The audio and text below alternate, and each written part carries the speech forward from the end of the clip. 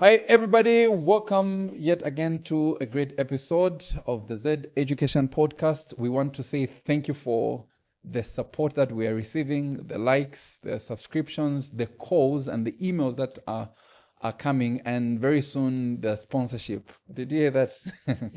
The sponsorship that is coming. My name is Andrew Banda, and today I am privileged and at the same time excited to be joined by a lovely lady. Last time we had a gentleman. Today we want to balance up the gender principle.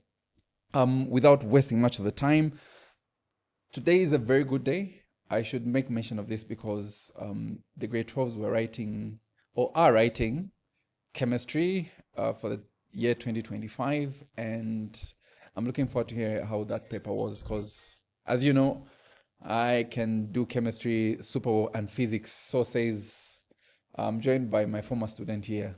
He's been bragging about how good of a teacher I was. So this show is not about me. Everyone is laughing. This show is not about me, but it's about the people that sit on the other side.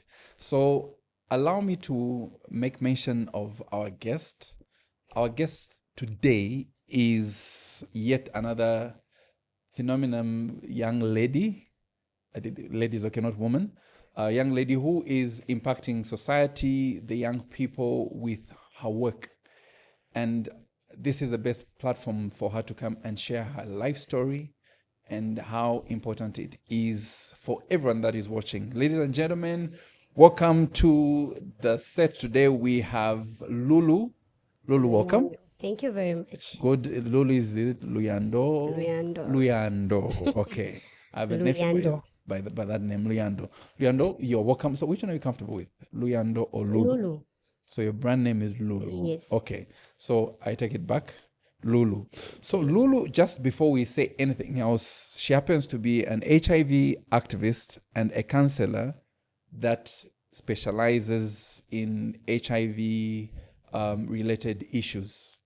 And if you follow on any social media platform, you'll see what she's been doing. So I want to start with, earlier I was asking you to say, are you born and bred and being battered up in Lusaka? You said yes. Why is it that people who are born in Lusaka don't know Lusaka as much as people like me who came from the Hoa Belt? I don't understand that. I think it's the way one was raised. Okay. Yeah, because to my side, the way I was raised, the only chance that we could go outside, maybe we reach curfew way. It was the time maybe when my father is off. Okay. That's when he can say, okay, let's go on a family trip. Apart from that, he was a man of, he never even used to allow us visiting. Okay. You know how these family issues are. So for him, he goes for work, you go for school, you are back, you are locked inside. The moment you see his car coming, make sure you have to run so that he should find you inside the house. Okay. So that's how it was. So, yeah. So what's the furthest place you've been around Lusaka? Okay, Lusaka is small, but it has these extensions, huh? What's the furthest? Like these small compounds? No, like the furthest place, the last place you went to that you didn't know about. The last place that within Lusaka? Yeah. Maybe eating places? Eating places? Yeah.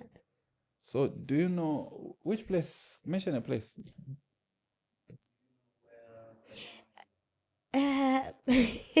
Or you just know the name? I've been to Kanyama before. The time my late auntie, on my late auntie's funeral, that was the time I was there. But it wasn't maybe like being there for 2 weeks. It was just for a day.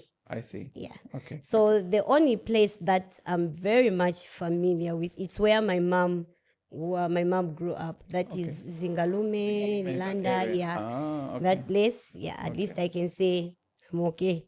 I know that place. Okay. Yeah. Okay. Thank you. And besides Lusaka, have you lived anywhere outside of Lusaka? Mansa. Yes. For how long? That was just for a year because I was a nomad, The time I was just, that was when I was 7 years old. For me, whenever my grandpa comes to visit, I used to cry until I go with him. I see. So I would go with them that side, maybe for a year. Again, I changed my mind. I want to go back home. I see. Yeah. Okay. So Mansa, ever been to the Copper Belt? Copperbelt, I've only visited there. I've only visited Copperbelt because I have friends Which town? Kansenshi. Is it Kansenshi? That's Ndola. Yes. Okay. Then my grandmother, she's also there in Chingola, but no, there's boundaries. Okay, Chingola. Okay, Chingola is a hot cake right now. Yeah. Lulu, born and bred in Lusaka. Yes. Do you have siblings? Are you the first born, last born? Yes, I'm the second born. To my mother's side, I'm the second born. Oh, okay. Yeah. Okay. And professionally, what's your training? The time I completed my grade 12, I wanted to go direct and study law. But I was told, you know how financials are? Yeah, by then dad was already no more. So like I was advised to say go for teaching. Once you're done with primary teaching, maybe you find a job and go ahead with what you want to study. And after I completed, I remember I faced some challenges, struggles. Yeah, after I completed, because the person who was sponsoring me, the moment I was done with my primary teacher's diploma, she also left us. Yeah. So you did teaching. Yes. So I can call you madam. Yeah, because that's how it is. That's in what we teaching. call each other in Yes. teaching. Madam. Okay. Yes. Madam Lulu. Okay, I So would call you I that. did primary teacher's diploma. Do you know what I believe in? I believe that primary school teachers should be the highly paid among all teachers in our ranks. Yeah, because That's what I strongly believe. dealing with these young ones, it's not easy. I know older ones also give us pressure, but primary kids, I feel you have to older have patience, ones, you have to have grace. older ones are okay because primary ones, it's, by the time you're knocking off, I remember the time I was doing my attachments, by the time you're knocking off going home, oh no, I used to face, and it wasn't easy for me because I used to face a headache. Okay. So primary has a lot to do. But do you have any regrets in doing the teaching? No, I don't have any regrets. Okay, that's good. So from the time you finished, have you had any full-time job as a teacher? No, I tried to apply, and I was one of the person. If I apply, they call me. Some Is that in the be private like, space? After the interviews, they'll be like, "No, we'll call you back." Yeah, but I've never worked. Why? I don't know. Can you try and give it? I once met a teacher who told me that she wouldn't get the job because everyone thought she was very young. She was very small in stature. No, it's not all about that. Okay. For me, at one point, I thought like maybe, there's something that is holding me from, after I apply, maybe working as a teacher, there's something that is holding me. But the time I came to understand to say everything has got time. Yeah. Quite all right. You might have people who are surrounding you, pressuring you to say, there's always that language people used to say, you went ahead, did the studies, but here you are packing your diploma, you are packing a degree, and if you are not careful, it becomes part of a stress in your life. So for me, I always say prayer and let the thing happen at the right time. So are you still looking for a job? In teaching? This time around, I can lie. The last time I applied, it was the recruitment on 30,000 teachers. The 30 pin? Yes. Okay. 30 pin. After that, I've never. So if somebody said, I would like to hire that young girl or that young lady, would you meet them up on the offer that they would give you? We go for it. You go for it? Yes. Okay. And what is your salary expectation?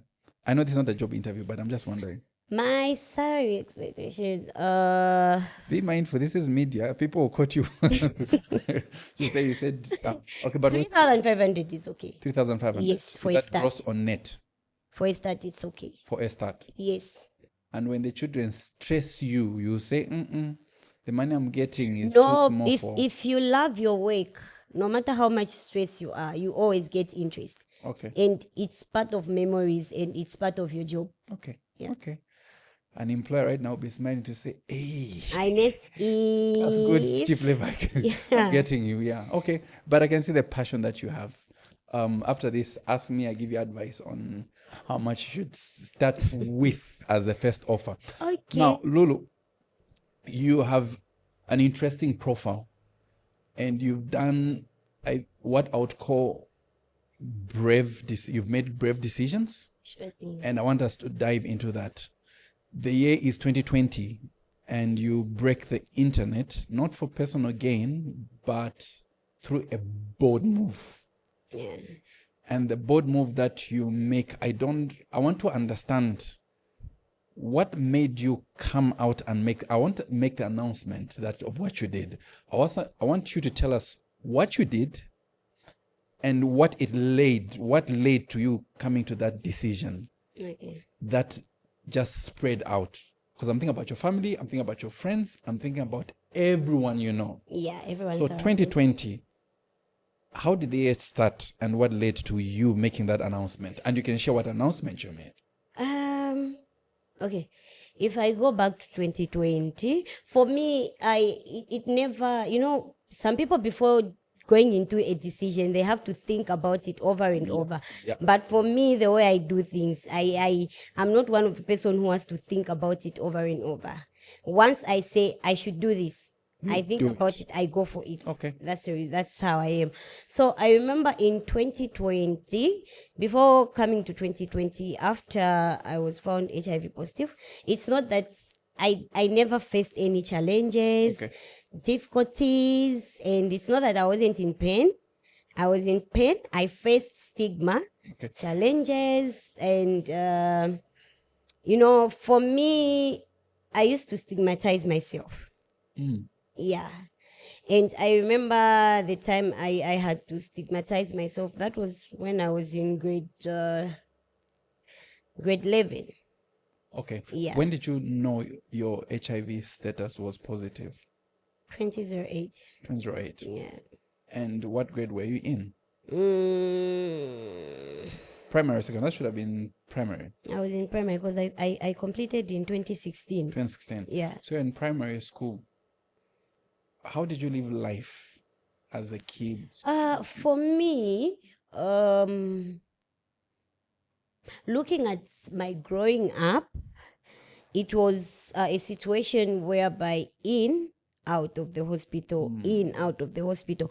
And that wasn't the moment I was told to say, she's HIV positive. No. So we're just getting sick. Yes, I was just getting sick, in, out, until the time we reached 2008. Okay. Yeah. And the time that you would be in and out of hospital, how were you balancing up with school? I was just okay. I used to go, I go, Okay. just like that. And you still catch up. Yes. So those sharp kids who, even if they were not there. Yeah, I'm one of the sharp kids because I don't even know how I cleared my grade 12. I never used to study. Okay. By then, I was so confused. Okay. Yeah. And you mentioned that you used to stigmatize yourself. Yes. When did this self-stigma start? Just the time, let me just say that was in 2013. Okay. Yeah. Okay. So What is self-stigma? Like, how do you do it? Self-stigma, it's something whereby, you are, how can I put it to be? You just happen to question yourself to say, I have lost weight. Maybe I can't go out in society. I can't talk with friends. Maybe, I can't mingle around with anything. Maybe if you want to mingle around, you see somebody's children, you be like, no, me, I'm HIV positive.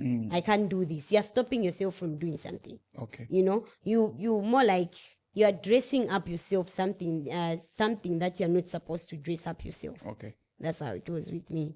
So meaning you were a lonely loner then?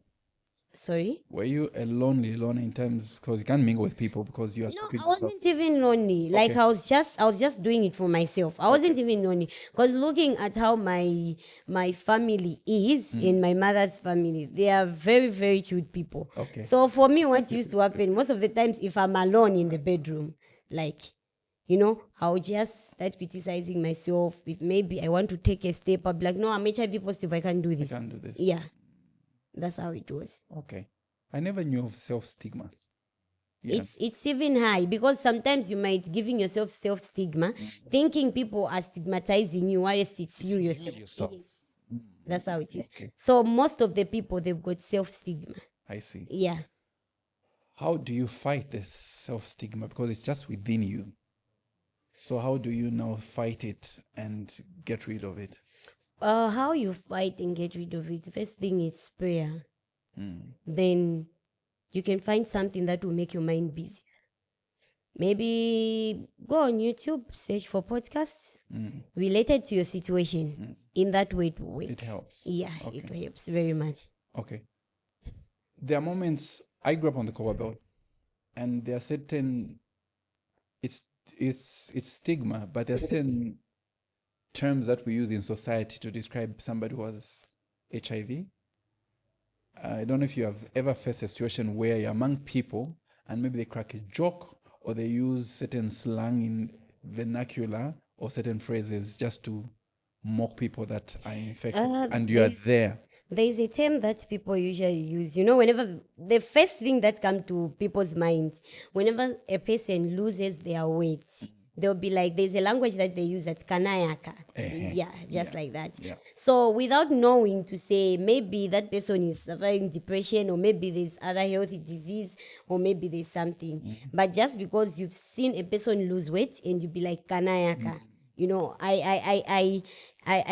people always think when you lose weight, kanayaka. Directly, yes. Yeah, just like that. Okay. So would you have moments where you'd feel or get injured by certain comments like that? Yeah, it's a must, because maybe you are seated as a group of three. Then there's always that one person who is ever loud.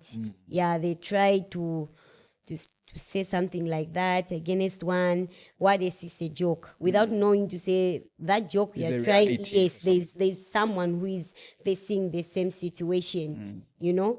So. And you're not going to know because that person never told you about it. Okay. And it's not everyone who gets to be comfortable and share to say, me, this is what I'm going on with my life. This is how it is. It's because, people avoid, more criticism, discrimination, just like that. You become the topic of the day. Okay. I'm trying to be in your headspace right now. 2019, 2020, we're getting into the COVID period.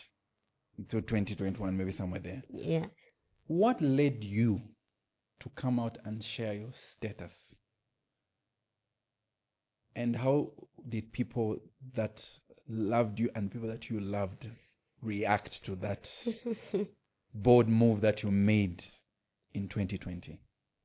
So, for me, what made me come out in public is how I managed myself to fight that stigma, and how I managed myself to say, this is your life. You are moving on with it, whether you like it or not. It's a 365 drugs, 365 days. So, and like most of the times, if I go and collect my medication, because at first I was collecting my medication from Chipata level 1. Oh, okay. Yeah, then I decided to get a transfer coming at Coptic Hospital. So most of the times, if I go there at Coptic Hospital, I used to find situations, maybe one, he or she is into that counseling room. They are counseling them. They've been missing their medication.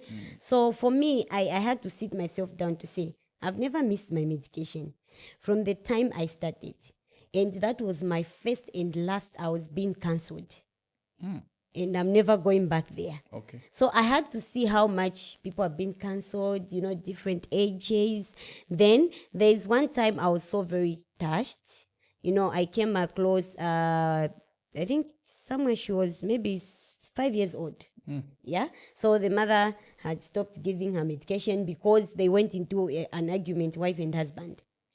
So for me, I had to sit down. I talked to her. I was like, no, she's very innocent. Look at her healthy, how she is now.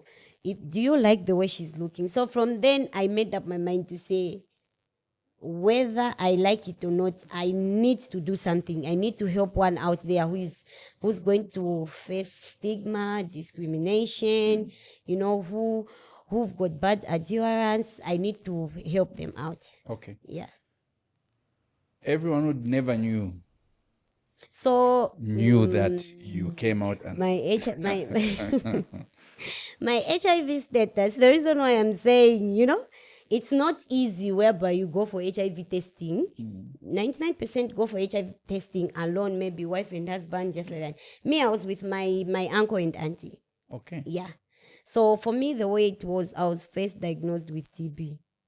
Yeah, I used to cough so badly. Then you'd find we tried different kind of medication. It wasn't working. Because I was a nomad, I decided to go and visit my uncle's house. Then from there, I seriously got sick. The one in Mansa or just within? The one in Zingalumi. Okay. Yeah. Then from there, I was admitted. Then, there's that situation whereby you're admitted. The doctors are even asking to say, are you alive?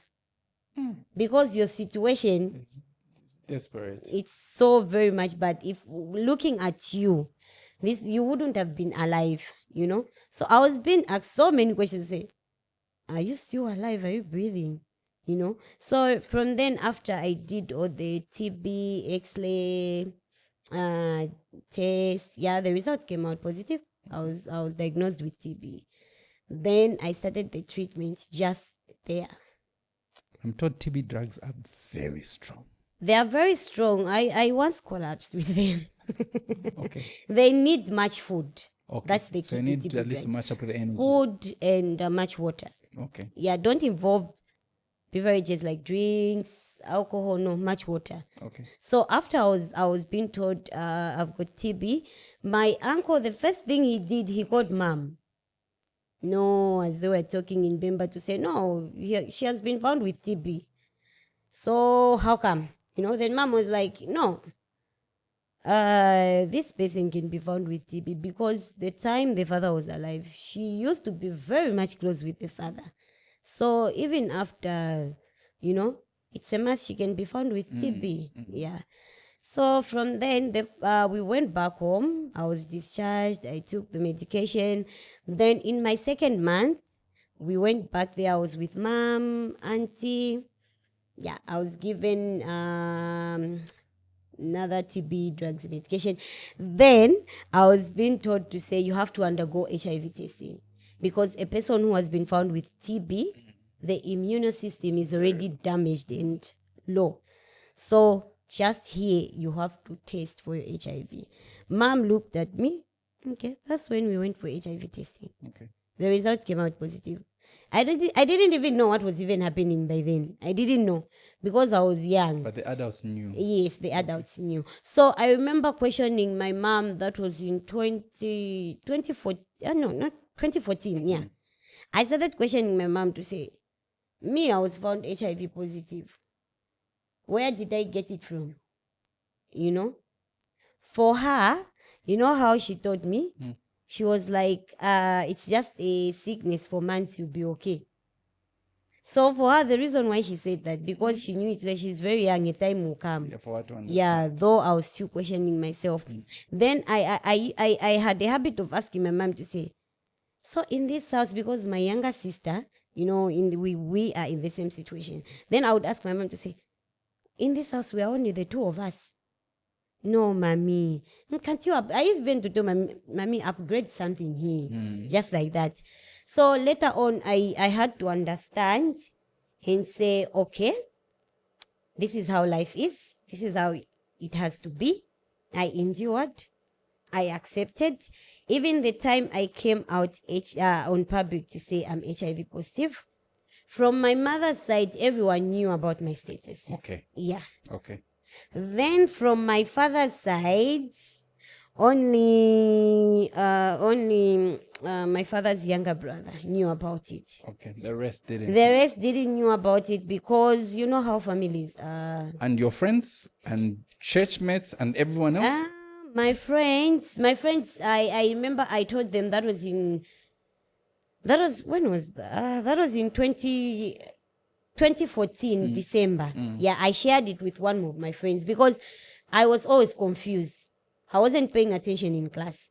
That's when she approached me and asked me. What's happening? Then I told her to say, this is how it has been, and I can't focus. I can't even pay attention. Even if the teacher might happen to stand for me, I can't understand anything. I don't even know how I managed to clear my grade 12 because I wasn't even studying. You're intelligent. Yeah, I was ever confused, Okay. questioning myself until to the time I shared my status public on Facebook in the Daily Mail newspaper. Then before sharing my status on public, I never told mom about it to say, That's what I you're want going to do. share my status on public so that one who is facing challenges and difficulties out there, they can reach out to me, we can talk, and everything can be fine. I never told her about that. My mom discovered that was in 2021. No. Yes. That's when she discovered. Yes, that's when she How noticed. did she discover that you are? She has always been my friend on Facebook. She's not that kind of a person who is there are some parents whereby they follow up everything. I've seen some parents even comment on Facebook. Now for mine, she was on Facebook, and she is on Facebook. She's not that kind of a person who would say maybe, spending much over time on Facebook. No. And how she discovered, I think she discovered through her friends. Yeah. So after she read one of the posts I posted, that's when she came home. She asked me to say, when did you share your status on public? I was like, in 2020. You're okay with it? Yes, I'm fine. That's a year later. That's all. That's how we talked about it. Oh, okay. And you know how my mom pretends as if she's not in support of what I do. Why is she? She would sometimes I would call her. I'm telling her to say this and this and this. She's like, okay, no problem, you can go.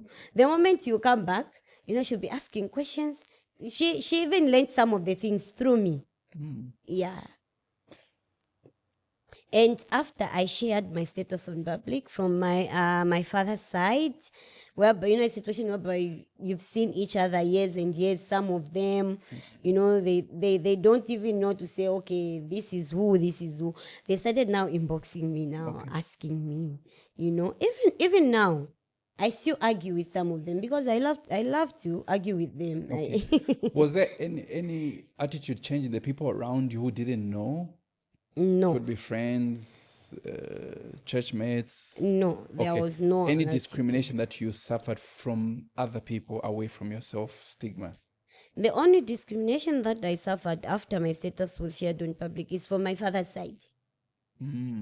From friends, no. Okay. And what about social media? Social media, I saw. Social media, once I'll you include share social media. something, I saw some of the everyone comments, will just and jump on. the comments. I remember the first time I shared. I didn't talk about it to say, this is how I found myself HIV positive. I just shared to say, the time I discovered that I was HIV positive, I was first diagnosed with TB. Then I was told to undergo HIV testing. I was still young, I was still a virgin, just like that. That was the only thing I shared. Okay. So the questions that started coming were like, where did you get it from? And how come you were being found HIV positive? And for me,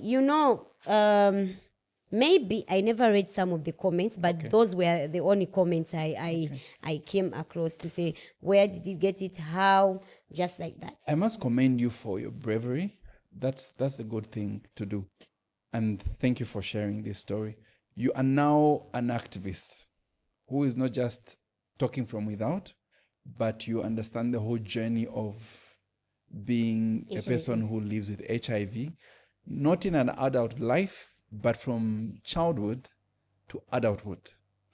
What do you think are the major challenges that people in Zambia who are living with HIV, and I don't know if HIV is, but HIV face on a day-to-day life, whether they're in urban areas or rural areas? What is the major challenge? The main major challenge that people face is endurance, to endure. That's all.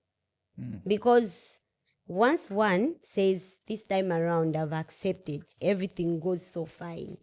No matter how much one might try to talk, to say whatever they want to say, the only thing you talk to yourself is, me, you can talk what you want to talk. Tomorrow morning or maybe in the evenings, I have to get my medication and take that medication. So the main difficulty and challenge is adherence. Because a person, maybe they'll see some their body changing, just like that. Whether you like it or not, you still visit the hospital or the clinic. Okay. And the first thing you go there, they look at you, they will advise you to say you have to undergo testing. The moment you're done with your testing, you come out there, you are shocked, you are questioning yourself, how will the world look at me? How am I going to move with this thing? How am I going to be taking my medication? Just like that. So there are some people whereby they go for HIV testing, they're tested positive. The moment they reach home, they unpack their drugs, they decide to throw them. And I don't know, maybe they can throw them maybe in a bin, because our medication, even if you can throw them in a toilet, it's very strong. It's strong. Is it an odor? In terms of smell, or the smell is very strong. Oh, okay. Yes. So it will still linger. It will still, that's how it is. Oh, okay. So maybe Have you tried to throw medicine? my younger sister. Okay. Yes. Okay. We're not talking about her. Yeah. So someone, maybe if you just say, okay, I put it on the paper, I go throw it in the bin. In that way to work, not in our toilets. No. We will know to say there's a strange smell here. Yeah. So if the people at home, they know to say you've been taking your medication and they know the smell, they will know to say something has happened in here. Okay. This and this. Okay. Yeah. The endurance, is it because there's too much to take in terms of how many drugs you take, or it's just the mind that is... The endurance, first, it comes from how many drugs you're taking. Okay. Because a person taking medication every day, and that drug is big. They're big, yeah. Yeah. So, and it's strong. So you find that a person, before taking, they have different kind of thoughts in their mind. Maybe to get stuck after taking in the morning. I usually come across people complaining. So if I take, I get sick. Yeah. Even I myself, including I myself, the moment myself I take around, I'm always a risk taker. Instead of taking around 21, I take around 23. So you'll find that I take in the night. Stick to the times. Yeah, in the morning I'll face nausea. I usually face nausea. Okay. Yeah. So it's not only about nausea. Sometimes you feel numb. Okay. Sometimes you feel dizzy. Sometimes you just get that fatigue as if you've been doing something. Okay. What is no. Okay. So, a number of drugs is also a problem, or maybe you take 1, 2, 3. It's part of adherence. Okay. Let's now go to your work, because you're an activist. What gives you great fulfillment when you do your work as an activist? What gives me great fulfillment is especially in times when one inbox me, a stranger. No, maybe I've been feeling this on my body. I did the self-HIV testing kit. It came out positive. What am I going to do? I usually counsel them. I talk to them and I tell them to say, whether you like it or not, I'll go with you. You have to go test again, so that we should know if your results found your results come out positive. Why do you have to do the test again? Because I think no, let me, before I come to this, because it's always good, and you need to be assured, because when you're doing alone, you're doing a self-testing kit, you have doubts to say, maybe I was only exposed, or maybe I'm not exposed, I'm HIV positive. But don't you think that would be depressing? I test today, then I see it's positive. Then someone tells me that maybe go to hospital and test again. To the hospital? Maybe you are not. You understand? So you're giving me hope that comes and becomes, say, you're just wasting your time. It's positive. No matter how much depressed you are, you have to know the truth. Okay. Yeah, because there are times maybe you're just exposed. Explain when you say exposed. So when you're exposed, this is maybe you happen to have unprotected sex with a person who is HIV positive, and that person who is HIV positive, they don't take their medication. You know, for them it's just them, they miss their medication. Those are the people who risk other people's life, and they are risking their own lives. Okay. Yeah, so in that way it's a must you get exposed. Yeah, and mostly the people who get exposure, the people who've been raped. Yes. Yeah, when a person has been raped, the moment they go there to the hospital, they will say, okay, you have been raped. Yes, we have to do all the tests. And it's a must, because we don't know that person who has raped you. Yeah. If they are positive or what, they are going to put you on exposure. Okay. Yeah, exposure, it's PEP, sorry, PEP. Yes, PEP. Yeah, so PEP is for exposure. Okay. Yeah. So now Does that do away with? it's only for 28 days. Okay. Yeah. Then I came across someone who was only given for 2 weeks. So I was like, I know it's 28 days. That's 2 weeks, I don't know, but it has to be 28 days. Okay. That's how it is. So this is the reason why when you go there to the hospital, you have to test again. Okay. When you're done testing now, they're going to tell you to say, oh, you are HIV positive. Right now, we need to open your book. We give you the ARVs for 2 weeks. You also do some maybe TB test. Yeah, but for these days they only give TB prevention drugs. Oh, okay. Yeah, and TB prevention drugs, they are very strong. Yeah, very, very much strong. Okay. Yeah, so that's the reason why you do your HIV testing at home. You visit the hospital, you do again. Okay. Yeah. Coming to your satisfaction, what gives you great fulfillment as an activist? What gives me great fulfillment is I'm not yet there. You're not yet there. Yes, if I talk to I usually happen to counsel people in a day, maybe 30 to 40 in a day. Do you have a platform, or is it on one-to-one, whether online or physically? One-to-one or online. Okay. Yeah. Okay. So I feel, looking at how the high records of HIV. Yes. Then I'll ask myself to say, should I say my HIV activist work is done because I want to focus on other things? Or maybe I'm frustrated, or it's frustrating. Okay. It's annoying, because there are just some people whereby they even know that it's 22 hours. They still want to talk to you. It's because, they feel they are not okay. Yeah. I always give time. Sometimes I even end up sleeping while I'm talking to a patient, just like that. Yeah. So for me, I still feel more job. And I don't have to say, maybe it marks an end of me saying I should stop being an HIV counselor, or maybe I should stop doing my HIV activist work. No. Are you affiliated to any organization that you work with? If I you receive any form of support from? I was with USAID. You were at USAID? Yes, Okay. that's where I was even working. But from the time all the projects were terminated, I'm doing my own things. Okay. Yeah. Okay, that's good. Meaning it's right in there. It's not a Yes, job for you. yes. Okay.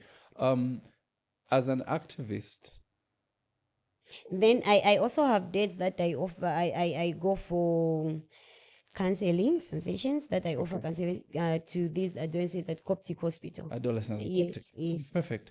As an advocate or an activist of HIV and AIDS for people that are living with, what do you think the education sector or schools should do in order to raise the right awareness? Not just awareness, but the right awareness.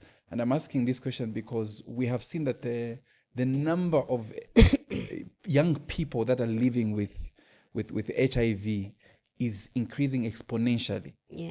And I think, is it Lusaka which is, can we verify, is it Lusaka which is topping, or is it Copperbelt? Which one is topping? No, Southern province. Yeah, starting from Chilanga. Yes, Mazabuka is always known for business. Yes.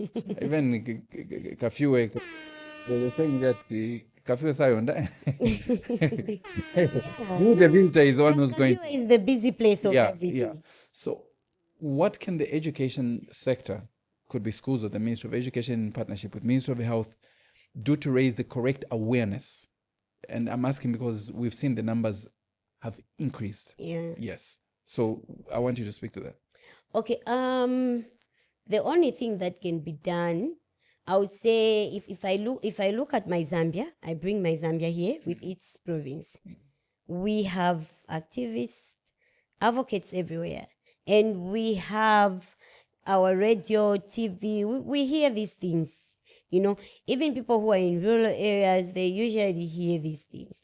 If people who are in rural areas, they can manage the high rate of maybe teenage pregnancy, early marriages, it's the same way that we have to do. Because to my side, I feel it begins with teachers in classes.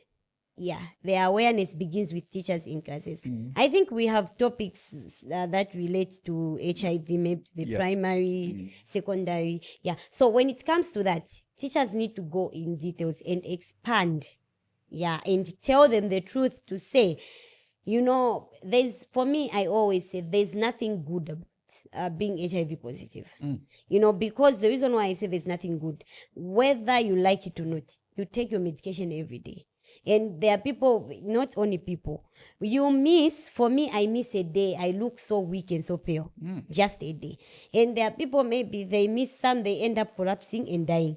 Some, they lose their eyesight, some, hearing sight, just like that. So for me, I feel the educational sector has to be honesty and tell them to say, once you get careless, you get infected, it's not only HIV, we've got STIs. Yes. This is what will happen to you. We tell them the truth to say, there is no going back when you start taking your ARVs. You decide to go back, you die. Some people die. You suffer this, you suffer this. So the only thing I would say, maybe, awareness is all over. Okay. Awareness is all over. So we need to put in more effort. Okay. More effort, about this so-called HIV, the high rate of HIV.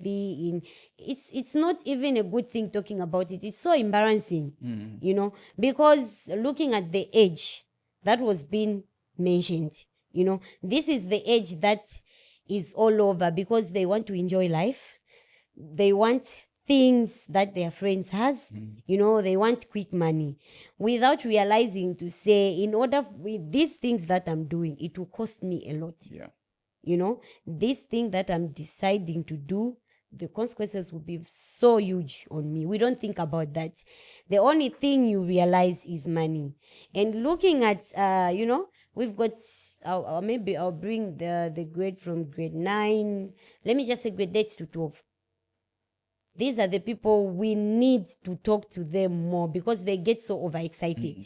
Form 1 to Form 4. Yes, the form. Yes. They get so overexcited, of what they want to have, what they want to do. Even when as they are completing, there's always that one thing they bring parting in front of them. Then as a result, I used to tell him and his friends that sometimes young people feel like they're the ones who discovered sex, and the older people not sometimes they feel they are the ones who discovered it. Yes, and the older people don't know about it, so because looking at from the time I started offering my free counseling services, for gents, me, I'm not talking for maybe to defend gents or what. Say it, I've always been receiving females, and I would question myself to say, why? Because 99%, even the group that I have, the Lulu HIV Foundation group on WhatsApp, 99% it's females. Then I would sit myself and ask myself to say, what is wrong? What should be done? Because everything was already done. Abstain, and abstinence is the only key. Then we also have PrEP. Say that again. Abstinence is the only key. Yeah. So we also have PrEP. If you don't want to go for PrEP, then what is going to happen now? Because you don't want to use protections, you're saying protections, no. PrEP you don't want in this generation. Then now, as a result, and these results, if you go there in hospitals, those days we used to have cases whereby someone was raped, then they are HIV positive. But this time around, 99% it's no, I had sex with this man, No, the last time I did this, it was with my boyfriend. No, the last time I did this. So this is the reason why I was the last time I saw that the trending post of young people. Yeah, for me, I had to emphasize to say they were supposed to go into details. Yes. Because, a girl or a lady or a woman, they can't be positive by themselves. No. True. They need to make the media understand to say, this is where it is coming from. For one, for a female to be HIV positive, for us to have this higher number of females who are HIV positive, this is where it's coming from. For starters, the sexual debut of the young people is very much, they start at a much young age. Young people decided to take sex for business. Okay. Yeah. Decided to take sex for business. It's just a business. Whether grade 9, 8, you know how some children are, their bodies big, just like that. So whether grade 8, 9, 12, after completing, just like that, sex is for business. That's the reason. That's the only thing they have assigned. Without realizing to say it's bringing something that you have to, that it will take time for you to endure in your life. That's how it is. So, like, our generation is very sharp. And at the same time, we feel as if we are sharp without knowing to say you are killing yourself. Yeah. Because so sharp blind. Yes. Like from what I've said to say, a woman cannot just infect himself. Or they cannot just affect herself. It can't, and that will never happen. Okay. There is always somebody out there. So I always love to use this term. You have a sugar daddy, whatever you call them, a blesser, they give you money. They can't be giving you money for free. Nope. There's you need to pay someday and somehow. Lulu, speak to the young people that are listening right now. I like the point you're bringing out. Yeah. So they can't be giving you money for free every day. And it's not the small amount of money. It's something that somebody's salary. What about if they're not giving you money? They just give you a gift to your birthday. They give you... No. They give you an iPhone. Giving money comes with his favorite phone. That's his favorite phone. Giving money comes with spoiling me. Because I don't want to work. And maybe because I'm a student, or maybe because I'm a grade 9, 8, 9, or 12. For me, I even know, me, I don't agree with it, this thing they say, no, because I never knew what I was doing. No, we all know what we are doing, but just because you want to have that thing, for you just want to show it to your friends to say, I also have some good heels. I also have iPhone 15, Samsung Galaxy 17 Pro now. Yeah. Okay. Because you want those things now. You go out for clubbing, what I'm saying, I'm not just saying for the things, it's because I'm surrounded with people. Okay. Yeah, who have been into this situation. Okay. So yeah. So maybe they hook you up. This thing, there's always this thing to say, these sugar daddies, blessers, they go out with. Their wives usually know to say, me and him, we are HIV positive. But since he's got a side chick, come on, let it spread. And I'm not saying from things that I've never heard. I'm saying from things that I've heard. So that will promote sex. Yes. Someone even saying to say, let him go so that the number should increase. That will be a pay, So for you think as if, no, he's showering me with money without knowing to say something bad is coming, And when this situation comes to you, maybe after 1 month you haven't been with that person, that's when you discover to say I'm HIV positive. They usually come running in my inbox. Sometimes I even question myself to say, where am I going to start from? And it takes time for me to say, I don't know how my mind is.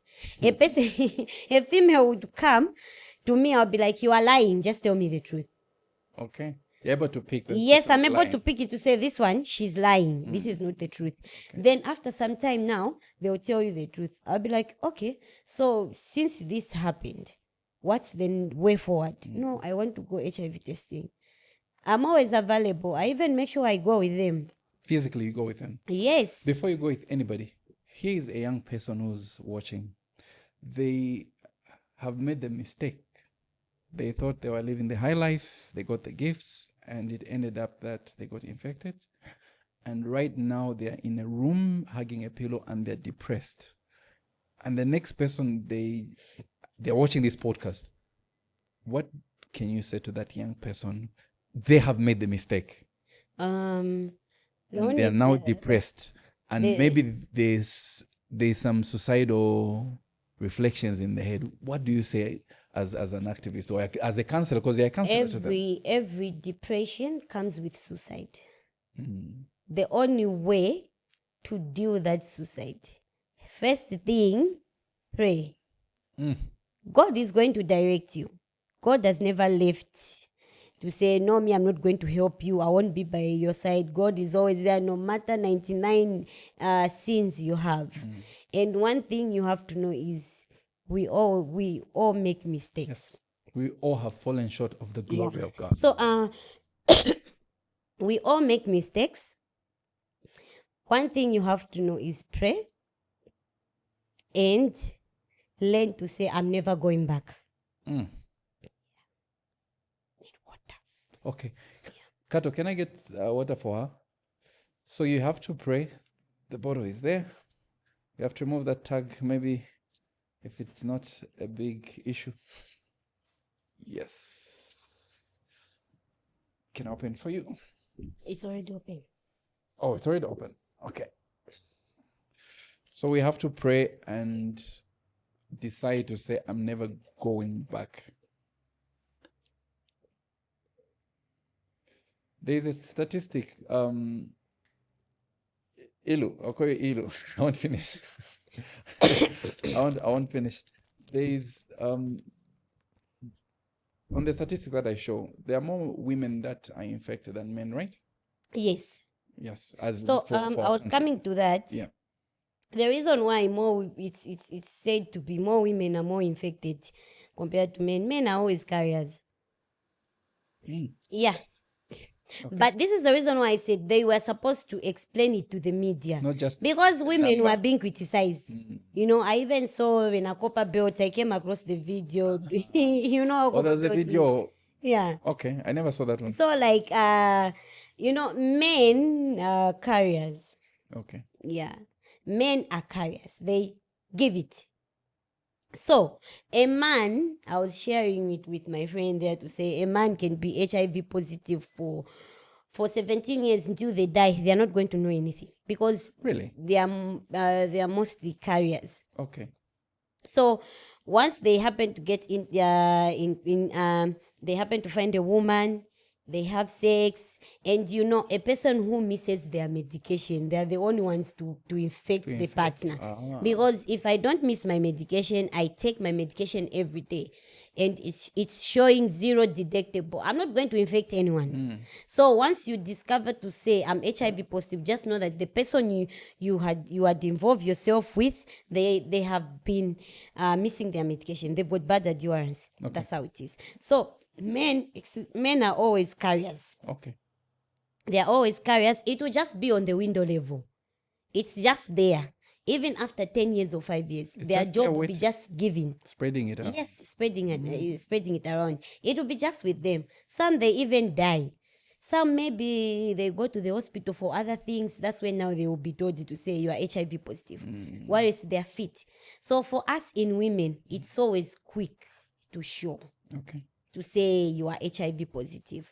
I think if maybe you've come across or had this situation whereby I'm HIV positive, or maybe my husband is HIV positive, then I'm HIV negative, the baby is being found HIV positive.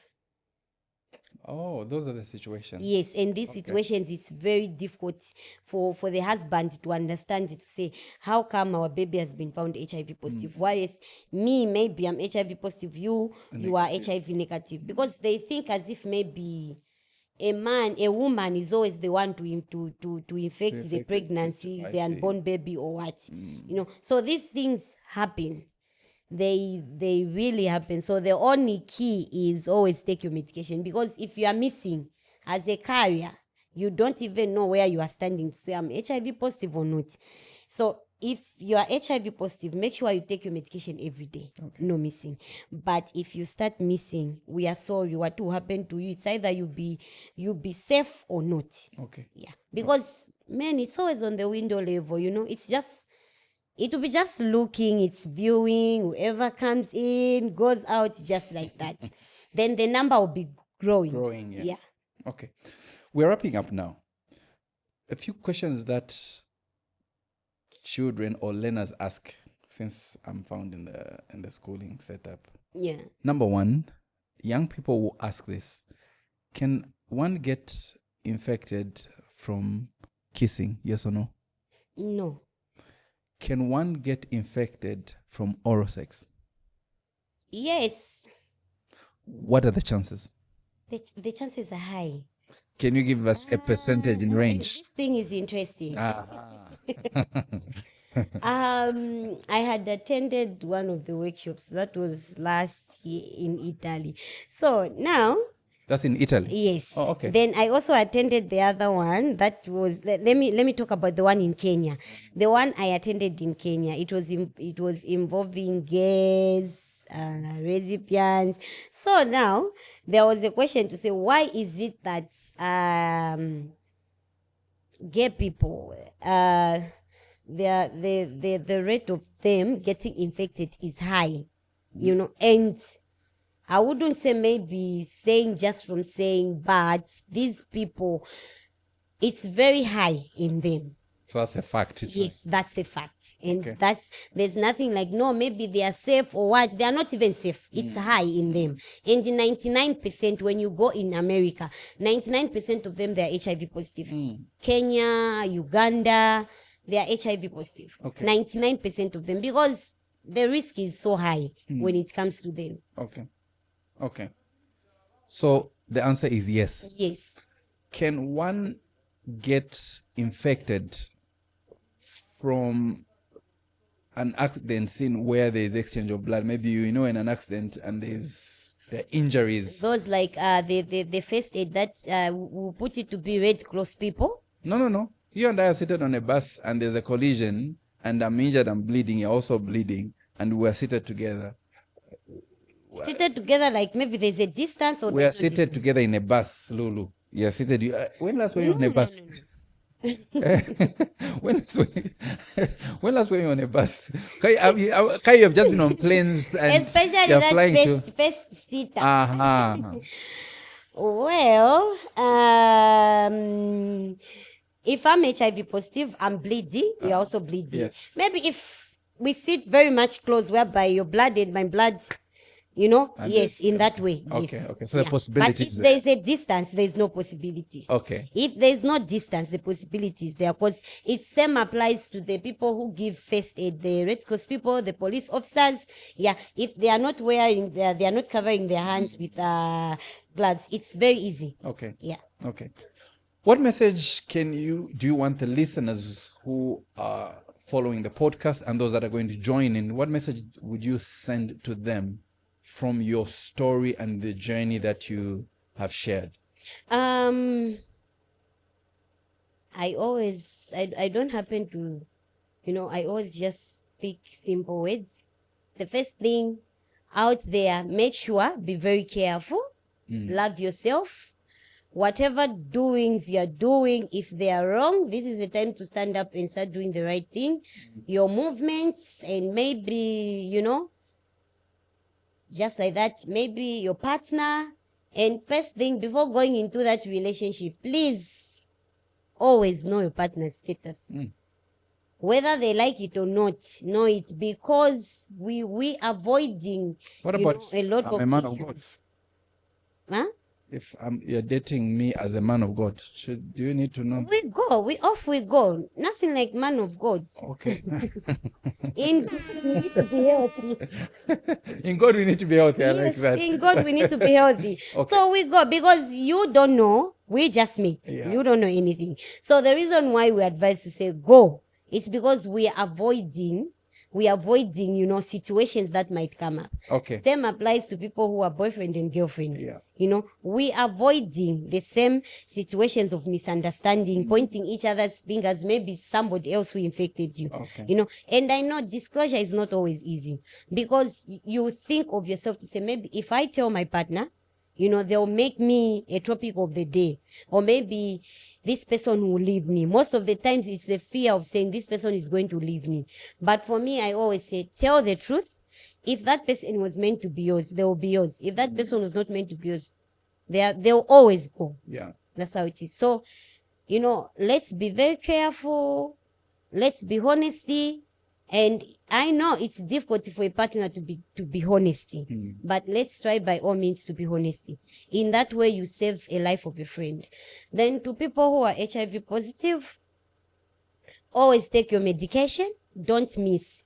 For you to be undetectable and transmittable virus, you need to take your medication every day without missing. I know we have people like they're HIV positive, they've got they're lacking food.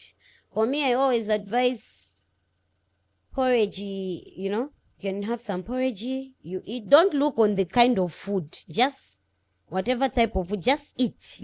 It's because you're on medication. The medication is very strong. Then when it comes to TB prevention is always given to a person who has been found HIV positive. They are preventing them from catching TB. Okay. Yeah. Because TB will deteriorize the body. Yeah.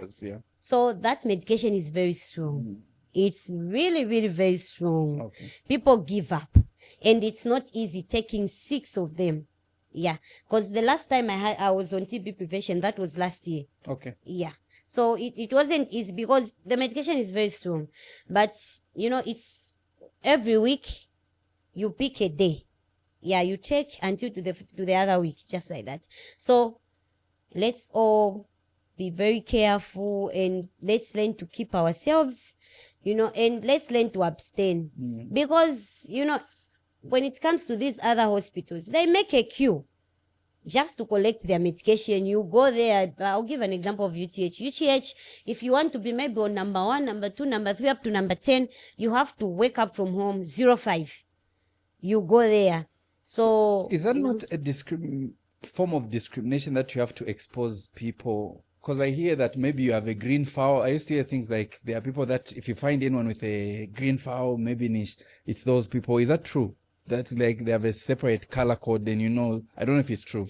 I don't know. But why can't we make our system so efficient that the person is not going to be known to say? We have hospitals that don't care about people who are taking ARVs. Okay. I'm not going to mention here, but I know there are hospitals out there, clinics out there. People complain, I don't know, like systematically they are punishing you in a way. Yes, they are punishing you. Yeah. Queuing up is a must, because you find in a day they have to attend to 60 to 70 people. That I agree with. If there are many people and they go to hospital. So it's a step by step. Here, I do my weight thing. There, I go on my BP. Okay. There, I go maybe if I'm doing my CD4 thing, I go there. Then after there, you go in the doctor's room. So it's not a once-off, just no, enter. It's not. Okay. It's not. Yeah, then from the doctor will check you up. After checking you up now, whatever wrong you're doing, whatever, if you are fit or not, you tell them to say, no, maybe this and this. From there now, you go to the pharmacy, you are out. Yeah, so it's for the queue, it's okay. But there are just some hospitals, even if the queue is okay, they are not treating people equally the way they are supposed to be treated. Yeah. So when it comes, I always recommend UTH. UTH is very good when it comes to young ones. Or to young ones. Yes, okay. It's very good. And UTH doesn't easily give a transfer to say, here is your transfer. There's a reason why it's the university teaching hospital. That's by far one of the best places we have in this country. That's how it is. I actually have a question. Yeah, there's a question, yes. I heard the government approved the injection of ARVs, and then you take it twice a year. So how is this helping? It's gonna be a good thing? It's gonna be a bad thing?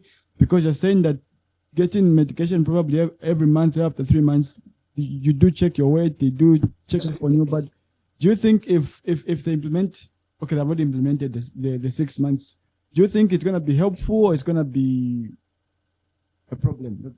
So thank you for reminding me about that. I think it was, when was it posted? Is it 3 days ago? 3 days ago, I think. It's not the injectable ARV, it's the PrEP. So The one that they posted. yes, this is why I was saying that these people, it's not the injectable one. No, can you check that article? I'm asking for my phone. Huh? I need to make it clear. People need to understand.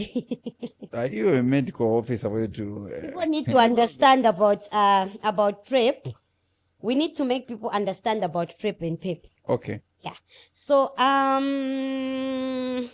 that is not the ARV injectable. Okay. The one that was approved. That is PrEP injection. Oh, that's PrEP injection. Yes. Oh, okay. Yeah.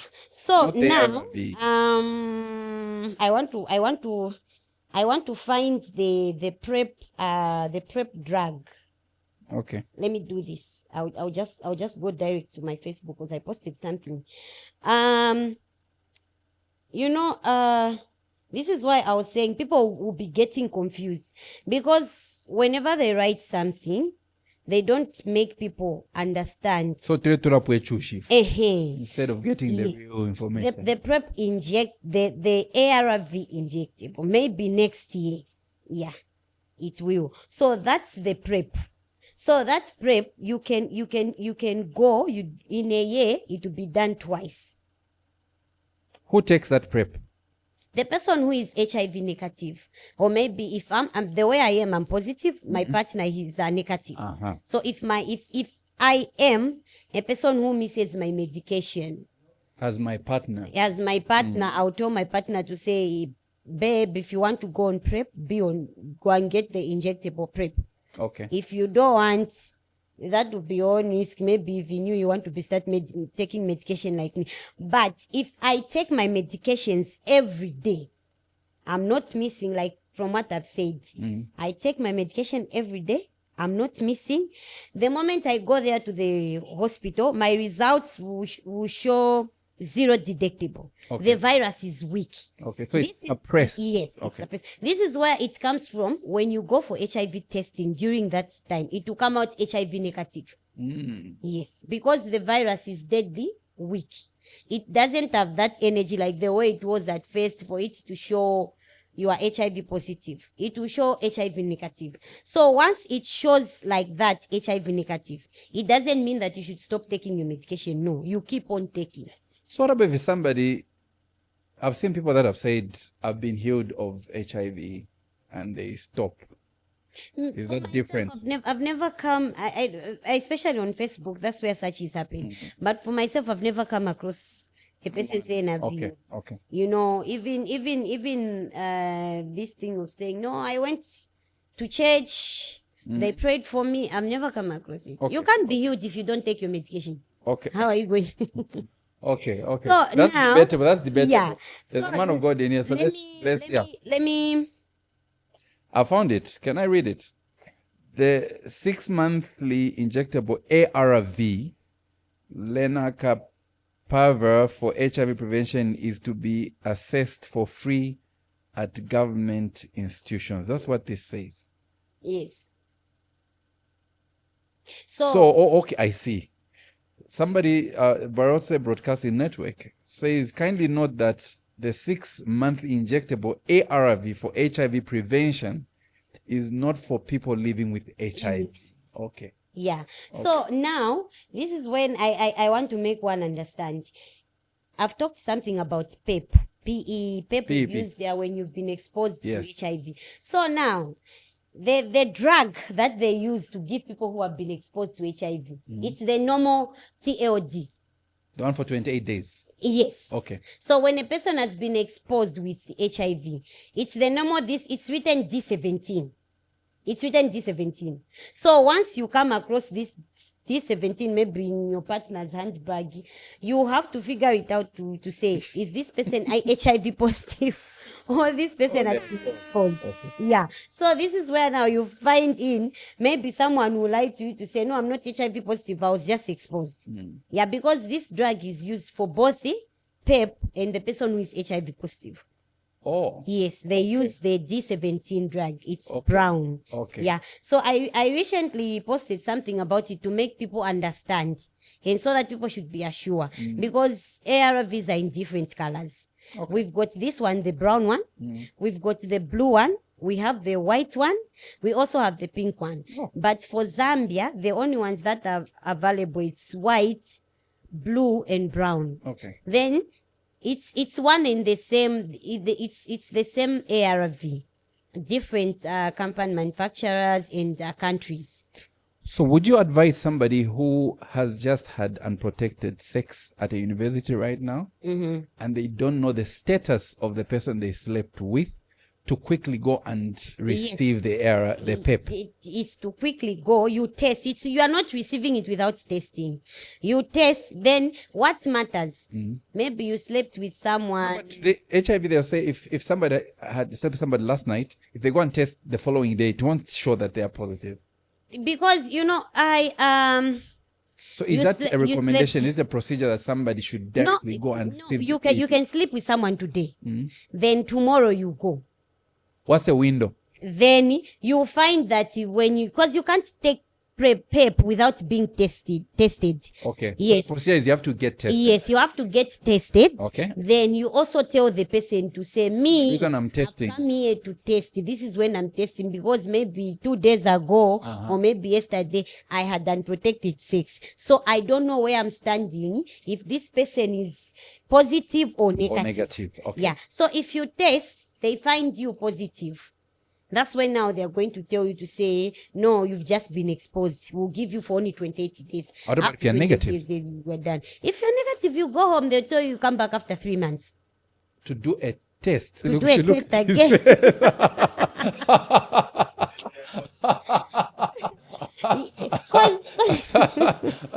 So if you're negative, they'll tell you come after 3 months. So that Yes. the true reflection Yes, of your because they status know that indicates. after 3 months, it will show. I see. So if you are lucky, maybe after 3 months. So for the sake of my brother there,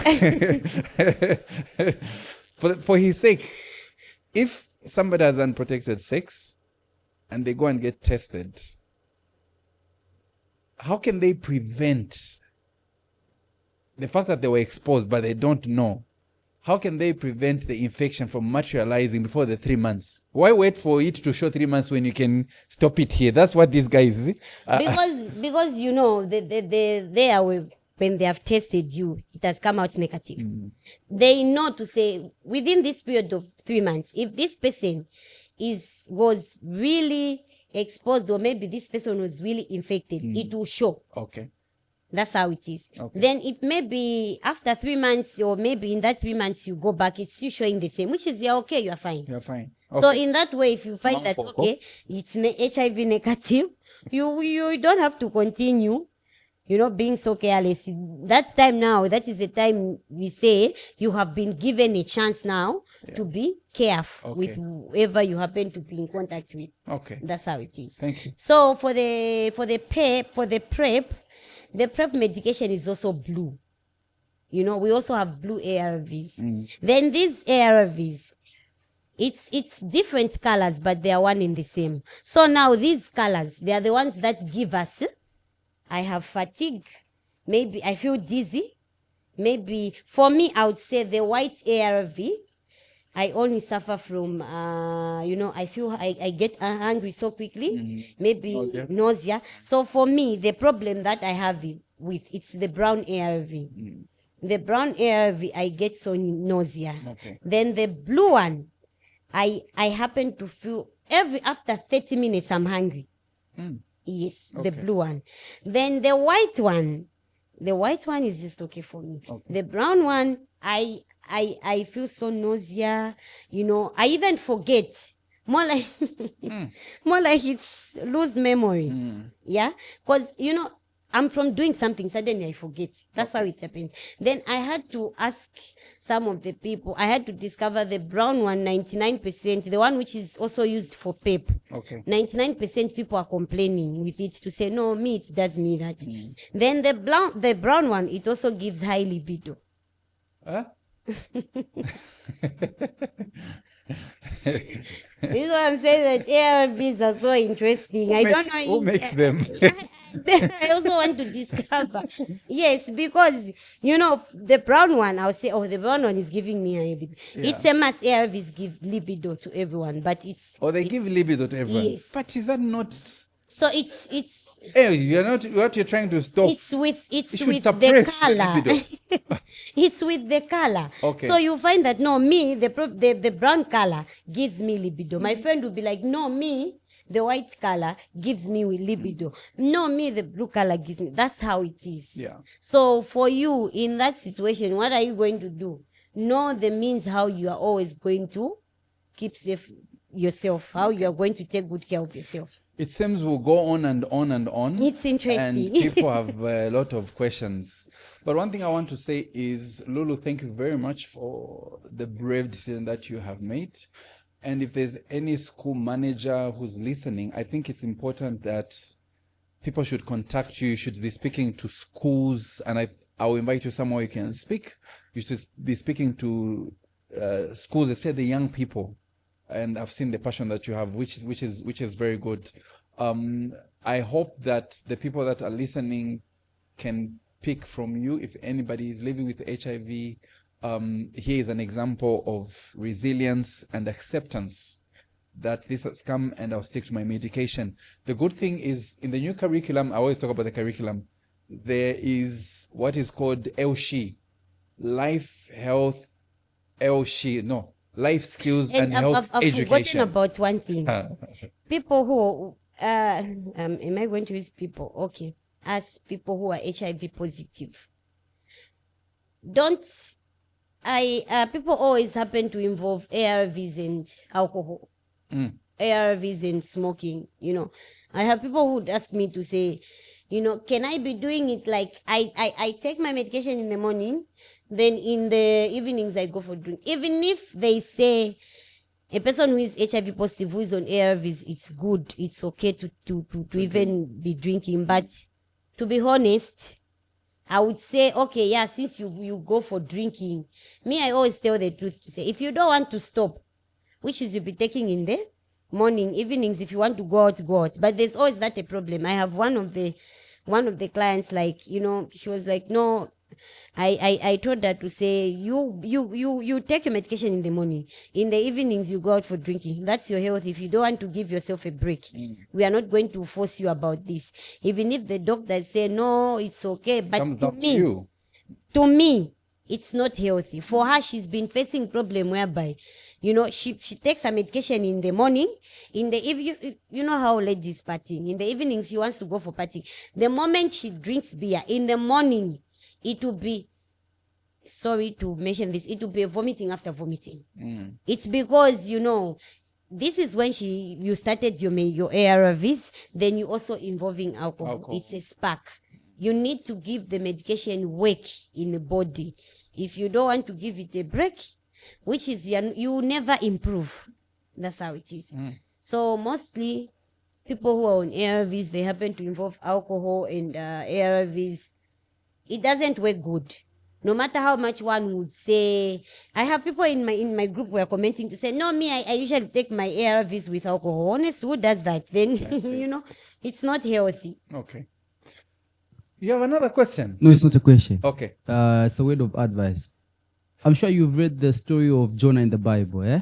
Yes. The Lord is trying to send Jonah to Nineveh. He's running away.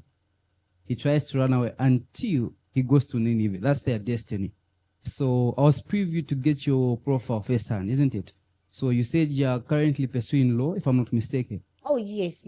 Yes. So that's you running away from Nineveh.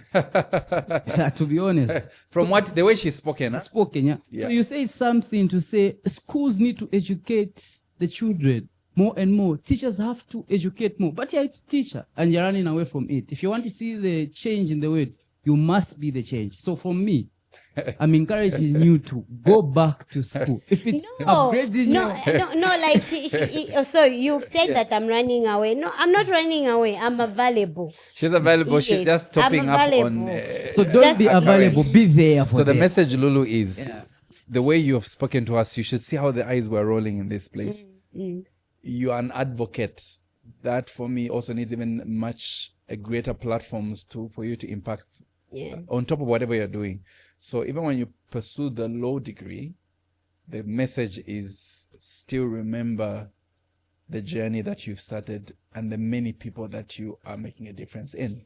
It's not that I run away. I still do works. I go into schools, but like for this year, I haven't visited any school. Okay. No, we'll make it happen for 2026. Yes. Thank you very much for tuning in to this episode. Until next time, remember to subscribe, to like, to share, and give us feedback, because we are the Z Education Podcast. Salute. Thank you.